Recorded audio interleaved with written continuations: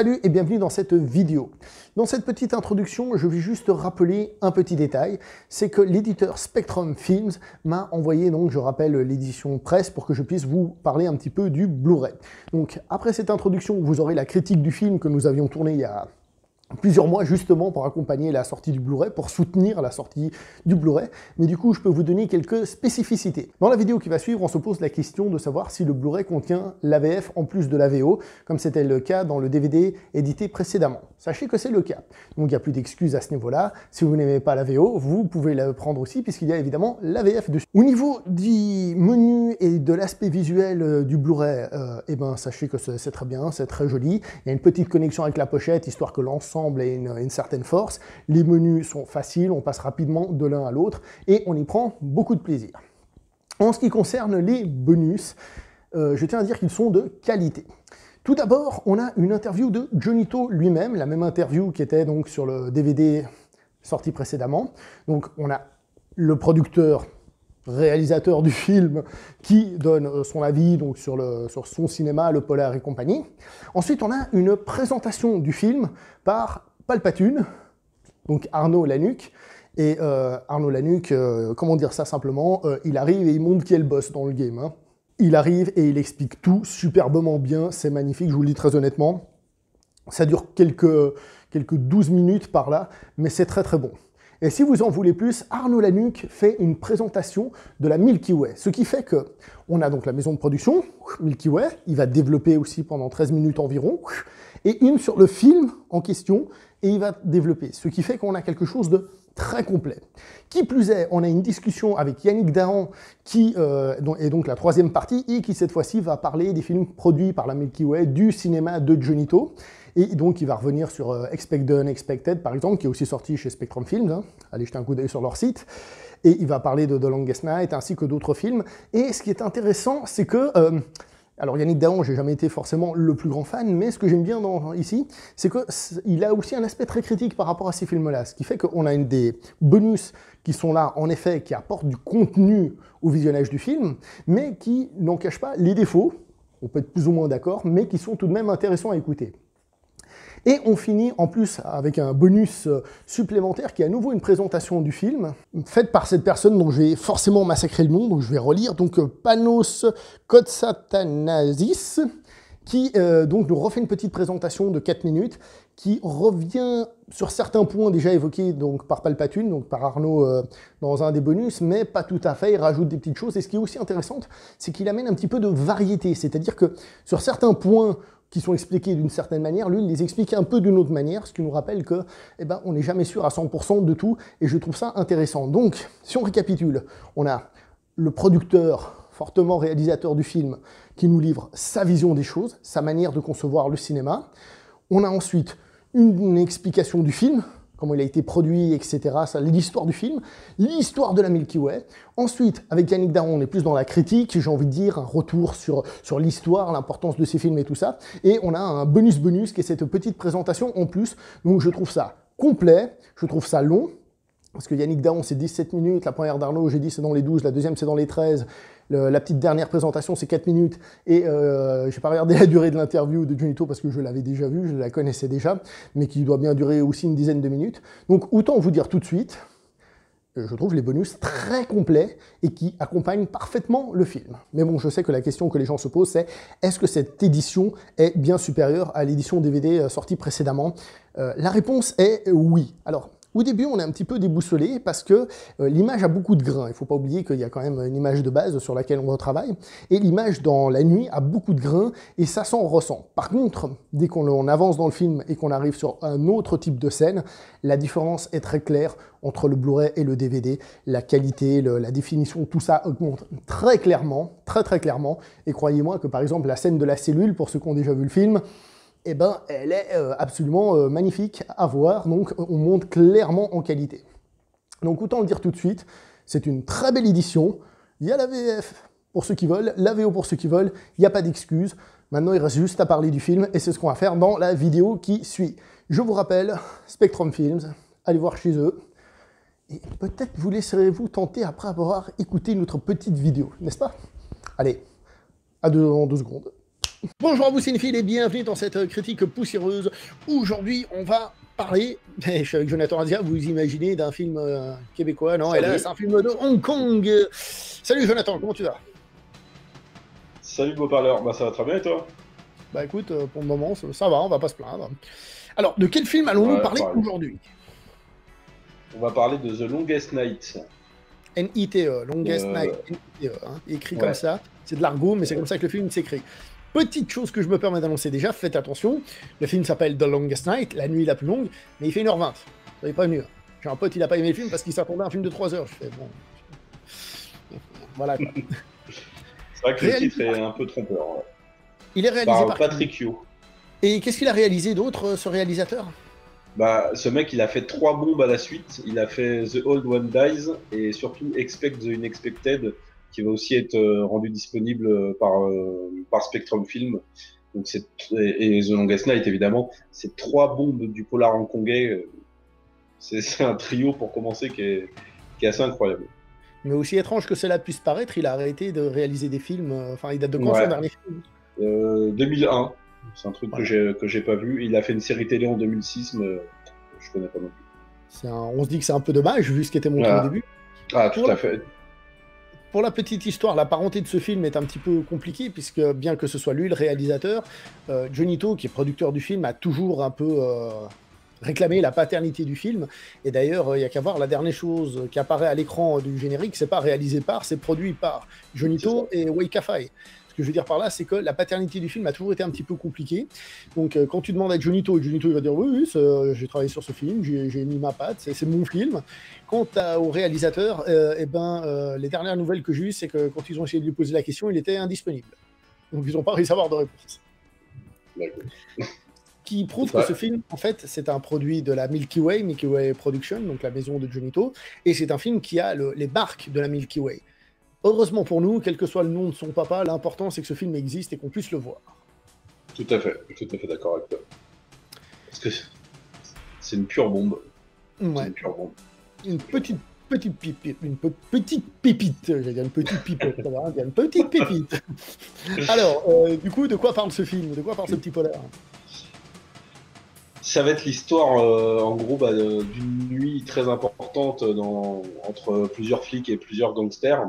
Notamment, on va suivre un flic corrompu qui est joué par Tony Leung Shuai, qui est formidable dans son rôle. Et en fait, c'est un affrontement entre les deux plus gros parrains de Macao, parce que le film se déroule entièrement à Macao. Ils attendent un petit peu le retour du grand chef de la triade et ils essayent comment dire, de mettre un plan en place pour rester au pouvoir. Grossièrement résumé, c'est comme ça. Voilà, c'est un peu compliqué, mais sachez que le film est un peu difficile à suivre, hein. Alors, je vous donne un petit conseil si vous regardez le film. C'est Au ça. début, il y a une voix off qui vous explique des choses. Si vous n'avez pas tout suivi, recommencez le film pour que ce soit clair. Je dis ça parce que le film en lui-même est difficile à suivre. Il y a beaucoup d'informations, beaucoup de personnages, beaucoup de situations, tout ça. Et on se perd très facilement dans le film. Et donc, comme je dis, n'hésitez pas à revoir le début. Et même, je me permets déjà de vous le dire, c'est un film qui, je trouve, s'apprécie plus au deuxième visionnage. Pour son scénario, mais aussi pour d'autres éléments que nous allons citer par la suite. Ouais, je suis d'accord avec toi. Je suis d'accord avec toi. La première fois que je l'ai vu, j'étais un petit peu perdu, effectivement, et au fil de. Je l'ai revu 3-4 fois depuis, je l'apprécie bien mieux qu'au premier visionnage, effectivement. C'est un film qui, je trouve, à chaque visionnage, prend du goût. Exact. Ouais, parce que tu remarques quelques petites subtilités dans le scénario ou dans les images que tu n'avais pas forcément remarqué, tellement que tu étais concentré pour suivre le truc la première fois. C'est vrai. Alors, première grosse qualité que j'ai envie de mettre en avant, ce sont les musiques. J'adore les musiques dans ce film. Qu'est-ce que tu peux me dire sur les musiques? Les musiques, elles sont vraiment marquantes, vraiment magnifiques. Elles habillent tout à fait l'ambiance, justement, cette ambiance nocturne, cette ambiance un petit peu dans l'urgence aussi, effectivement. Un peu boîte de nuit, j'ai trouvé. Ouais, effectivement, ouais, c'est vrai. Un peu électronique comme ça, qui donne une ambiance de boîte de nuit. C'est ça. C'est tout à fait ça. Pour la petite histoire, on entend le thème de Midnight Express, qui est repris et un petit peu différent. Dans le sens où la musique, comment dire, je suis pas un expert en musique, mais ça on l'entend. Et ensuite, dans Midnight Express, il y a une mélodie qui vient couvrir ça. Tandis que là, la mélodie, elle est assez sobre. Par contre, il y a un son qu'on entend dans le fond, ça me fait penser à une espèce vieux téléphone, mais en mode électronique, qui lui se retrouve au-dessus musicalement, qu'on entend beaucoup plus. Et je trouve que ça fonctionne superbement bien sur le film pour donner cette ambiance nocturne, boîte de nuit et tout ça. Rappelons que Macao, c'est considéré un petit peu comme le Las Vegas chinois, hein, donc avec des néons partout, je reviens sur la lumière après. Il y a d'autres musiques dans le film, dont une à un moment donné où ils sont en boîte de nuit, où c'est une reprise de la musique de Rocky, un petit peu différente. C'est-à-dire, on entend le ta-na-na, ta-na-na, avec un rythme un peu différent et tout ça. Et au moment où ça part sur le ta-na-na, ta-na-na, bah là, la musique, elle change. Mais c'est marrant parce que ce morceau de musique dure la même chose et on retombe à nouveau sur le ta-na-na en même temps que si c'était la musique de Rocky. Donc c'est assez intéressant comme quoi ils ont repris des musiques légèrement modifiées pour donner justement un caractère plus électro, plus night. Et sinon, il y a une autre musique. Alors, elle ne ressemble pas dans les notes, on va dire, mais c'est celle du grand parrain que tu as cité tout à l'heure. Et si je dis le grand parrain, c'est pas pour rien, c'est parce que la musique ressemble à celle du parrain. Ouais, effectivement, ouais. C'est pas tout à fait la même, mais il y a. Ça évoque le parrain, on va dire. Ça évoque le parrain, ouais. Donc les musiques sont très très bonnes. Pour la petite histoire, il y a une petite différence musicale. Au début, on a beaucoup plus cette ambiance nocturne, et après, on a plus une ambiance stressante, j'ai envie de dire, dans la deuxième partie du film. C'est ça. Dans la deuxième partie, effectivement, on est dans un rythme un peu plus effréné, parce que du coup, l'étau se resserre sur les personnages, et on est plus dans une ambiance effectivement beaucoup plus pressante que dans la première qui installait l'ambiance. Il y a aussi un truc qui est très fort dans le film, c'est la lumière. Je sais pas si tu es d'accord avec moi. Le film, il est éclairé, on dirait qu'il est éclairé au néon, c'est néon rouge, bleu et je crois blanc aussi, qui donne encore cet aspect encore plus boîte de nuit, Las Vegas asiatique, enfin chinois et tout ça. Qui en plus est magnifiquement bien fait. Je trouve que le niveau lumière, c'est fantastiquement fait. Il y a même des passages où il y a des espèces de flashs lumineux, blablabla, qui arrivent à donner encore plus cette ambiance boîte de nuit. Puis c'est marrant parce que ça arrive des fois à des endroits où on n'est pas du tout dans une boîte de nuit, par exemple. Je pense que l'espèce de poste frontière, là, à un moment donné, il y a les voitures de police qui arrivent, donc forcément, ça fait de la lumière. Et pour mettre cette lumière, il a mis justement ces espèces de flashs blancs dans le fond, blablabla. Et c'est magnifique. Alors que c'est pas forcément hyper réaliste. Non, c'est pas réaliste, mais justement, ça accentue l'ambiance du film. Mais visuellement, effectivement, il y a un très gros travail qui a été fait sur la lumière. On peut dire la cellule de Lao Xingwan. Avec les petites particules de poussière qui semblent en suspens, hein. Ouais, c'est vraiment magnifique. C'est vraiment une scène dans le flou super. Ouais, c'est ça. Ça donne cette ambiance un peu brumeuse, un peu. On dirait que c'est un rêve, un cauchemar plutôt peut-être. Donc imaginez par exemple le mec, il est là, il a sa tête, il a une grosse lumière blanche sur lui, puis vous voyez plein de poussière tout autour comme ça, qui donne une atmosphère vraiment, vraiment particulière, mais qui fonctionne très, très, très, très bien. Il y a aussi le final avec les miroirs, même s'il y a certains un peu par des effets spéciaux, c'est un peu pas vraiment, mais visuellement, il y a réellement, je trouve qu'il y a vraiment un travail des lumières, de la musique de ce film qui fonctionne superbement bien. Il faut dire les choses comme ça. Tout à fait. Je suis complètement d'accord avec toi. Il y a un gros travail visuel, un gros travail sur la musique, sur l'ambiance. C'est un film atmosphérique un petit peu, je pense. Ouais, il a un côté atmosphérique qui fonctionne très très bien. Mais c'est pas un atmosphère chiant, justement, c'est pas un de ces films atmosphériques où peut-être on va mettre une ambiance planante et tout, parce que justement le film il est court et ça y va, au contraire, ça envoie. Ah oui, ouais, ça y va, hein, ça y va, ça c'est clair. Ça va sans l'air, justement, comme tu disais dans la deuxième partie où les choses s'accélèrent vraiment. Notamment, il y a une séquence que je trouve vraiment incroyable, c'est quand quand Tony Leung Chiu-wai il est dans l'espèce de truc pour acheter un billet pour Macao. Là. Ouais, c'est ce que je parlais, la zone frontière. Là, justement la zone frontière. Et la manière dont la scène est construite, et tu sens l'étau qui est en train de se refermer sur lui, et tu vois tout son stress. En plus, le personnage, il passe son temps à s'essuyer la gueule avec un mouchoir, tellement l'ambiance est moite et suffocante. C'est vraiment une séquence que j'adore. Ah, mais il y a une autre scène, c'est celle où il a le sac avec la thune. Il se rend compte qu'en fait, il se retrouve avec un sac comme si on l'avait payé pour faire un truc. Et puis après, il le suspecte. Alors, hein, qu'est-ce qui se passe? Je sais pas quoi. Et puis lui, il a justement le sac avec la thune sur lui. Il est là, il fait oh merde. Il a la main posée dessus et il a le mec en face qui est en train de mettre la pression. Ouais, et on a vraiment. Il y a beaucoup. Non, je dis, on a vraiment peur pour lui à ce moment-là parce que justement, le gars en face, il fait peur, quoi. C'est genre, on va te choper, tu vois. On va te choper, on va te faire la peau, tu vois. Ah donc, ouais, c'est ça. Alors, côté mise en scène, tu trouves que le film, il est comment? Il est superbement fait, hein. C'est très très bien réalisé. On a cette caméra qui va suivre les personnages et qui va justement nous aider à nous imprégner de l'ambiance, à les suivre au plus près. Et justement, ça aide bien à faire ressentir la tension parce on a quelques plans qui sont vraiment collés, par exemple, à Tony Leung Chiu-wei, justement dans la scène, encore une fois, du poste frontière où il cherche une échappatoire et tu vois, cette caméra qui est collée à lui, là, c'est vraiment une réalisation très immersive, très propre. J'ai pas remarqué de trucs où j'ai tiqué un petit peu. Ouais, C'est ouais. du très bon travail. Alors maintenant, on va commencer à dire des choses qui ressemblent à la vidéo qu'on avait fait sur Full Alert, parce qu'il y a quand même des petits liens. Encore une fois, c'est un film qui fait un parallèle entre deux personnages, un C'est interprété, ça. tiens, par Lao Xingwan, et un Encore, hein. par Tony Leung Chiu-wei, tu vois C'est ce que je veux ça. dire? Et donc, c'est encore une fois, on a un parallèle entre deux personnages. Moi, je voudrais revenir sur le personnage interprété par Lao Xingwan, qui est un mec, tu sens qu'il va arriver et qui va foutre le dawa. Mais ce qui est marrant, c'est parce que donc là, il a le crâne rasé. Lao Xingwan, il a une tête de gros méchant comme ça, il a une super présence. Mais en même C'est temps, ça. il tombe dans le stéréotype qu'on pourrait imaginer du gros méchant comme ça, qui parle peu, qui tue des gens. On est jamais dans le stéréotype. C'est-à-dire, il est là quand même, il a cette présence, mais à l'heure de parler, bah, il parle normalement, et puis il fait des phrases complètes. Et s'il faut avoir une discussion, il te la tient. Tu vois ce que je veux dire? Ah ouais, c'est ça. Ah ouais, on n'est pas du tout dans la brute épaisse qui a un seul but, c'est tuer. Non, non, lui, en fait, c'est ça que je trouve super dans ce film, c'est que au-delà de son apparence physique, le mec, il a mis son truc en place et limite, il attend tranquillement que ça s'exécute comme il l'avait prévu, en fait. Mhm. Justement, c'est pour ça que la scène en prison, bon bah oui, tu sens qu'effectivement il est en prison, mais que le mec il attend tranquillement que les choses se passent parce que son plan est déjà, il a tout calculé au millimètre près. Ouais, tout à fait, tout à fait. Et puis aussi une chose qu'on va dire, comme on a dit dans Full Alert, c'est que le film il est sorti en quelle année? 98. Donc encore une fois, on ressent 98. cette noirceur de la rétrocession hein, dans le film. Hein. C'est clair, c'est évident. Hein. Ah oui, Euh, ah, ça venait. on est encore dans ce truc-là, ce côté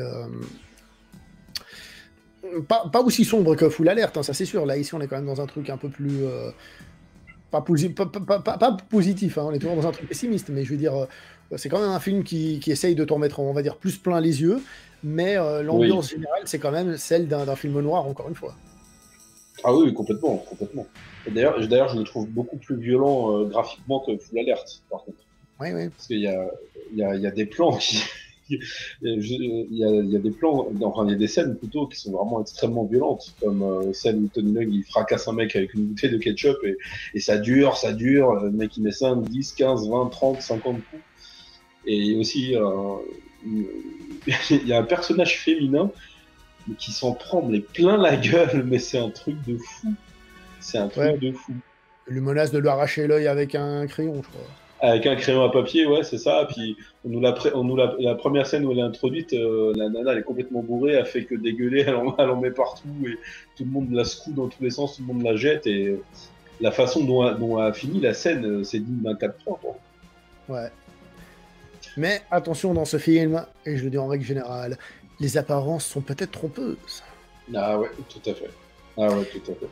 Donc, pour résumer, et tu me dis si tu es d'accord, donc un film qui a tellement de choses à voir entre les lumières, le scénario qu'il faut suivre, la mise en scène et tout, et évidemment, il faut essayer de le voir en VO, à savoir que le DVD HK vidéo avait une VF. Hein. Je ne sais pas si ce sera le cas du Blu-ray qui va sortir, mais pour dire qu'il y a tellement de choses à voir dans ce film que je pense sincèrement que ça a l'air d'être un petit film d'une heure 20, c'est rapide, machin, mais c'est un film dont on peut réellement sentir le goût à la révision. Je pense que c'est un film qu'il faut revoir parce que justement, il y a plein de trucs qui fonctionnent. Et je dirais même, peut-être une fois qu'on a les musiques en tête et tout, et qu'on revoit le film, eh ben là, ça passe nickel. Parce que franchement, moi, je trouve que les musiques collent superbement bien à l'ambiance. Celle de Midnight Express, elle est super dans le film et tout. Qui donne justement, comme tu dis, une espèce de rythme aussi, c'est-à-dire on passe d'un endroit à l'autre et tout. Voilà. Ouais, je suis d'accord avec toi à 100%. C'est un film qui se bonifie au fur et à mesure des visionnages. Enfin, non, pas bonifier, le terme est pas bon, mais on l'apprécie pleinement à 100% parce qu'on remarque les petits détails, on se concentre peut-être plus une fois sur la musique, l'autre fois sur l'atmosphère, l'autre fois sur la réalisation, sur les acteurs et tout. Il y a tellement, effectivement, pour un film relativement court, oui, 1h20, il y a tellement de détails qui sont mis dedans qu'on ne peut pas tout assimiler au premier visionnage. Donc, Je pense regardez que ce c'est vrai. film. Ce film qui va sortir en Blu-ray chez Spectrum Films, c'est pour ça qu'on vous en fait la vidéo. Il a été repoussé. À l'heure actuelle où on tourne cette vidéo, je vous avoue que je n'ai pas la date exacte. Quoi qu'il en soit, on vous le sortira juste un petit peu avant. On va vous sortira cette vidéo juste un petit peu avant pour que vous informer que ce film sort et peut-être, je dis bien peut-être, vous dire que il est pas mal ce film. Il est même très bien. Voilà. Très bien. On s'arrête là pour cette vidéo. Ouais. Merci à vous d'avoir regardé. Ça marche. Ça marche. Merci. Donc, merci à vous d'avoir regardé. N'oubliez pas de liker, commenter, partager. On se voit prochainement pour une prochaine vidéo. Allez faire un tour sur la chaîne de Il est de ce côté, Jonathan Azia. Portez-vous bien. Ciao tout le monde. N'hésitez pas. Bye.